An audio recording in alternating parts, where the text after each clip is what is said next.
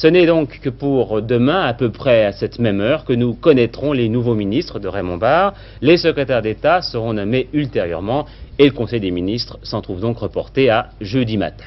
Toute la journée s'est passée au téléphone et nos informations sont donc limitées et en balai de portière. Pratiquement tous les personnages importants du régime se sont vus aujourd'hui, les uns chez les autres et parfois même 2 fois dans la journée. 10 heures ce matin, Raymond Barre arrive au palais de l'Élysée pour s'entretenir avec le président de la République de la formation du nouveau gouvernement.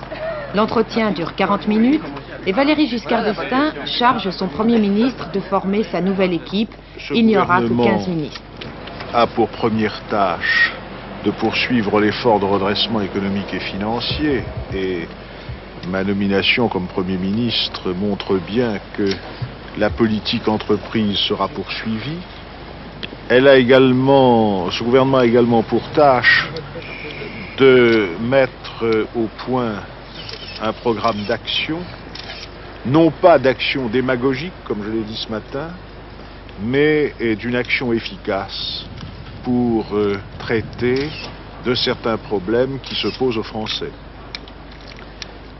Je crois que cette action doit être inspirée par la préoccupation qu'a exprimée le président de la République hier soir, c'est-à-dire d'expliquer aux Français qu'il y a un choix qui peut être dangereux pour la France et pour eux-mêmes, et de prendre en considération tous les efforts qui seront faits pour que les Français puissent effectuer un bon choix.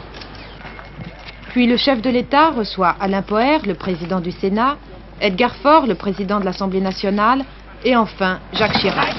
À midi précise, le maire de Paris gravit les marches du perron pour rester 55 minutes en tête-à-tête avec le président. Jacques Chirac ressortira plus souriant qu'à son arrivée, mais sans un mot pour les journalistes.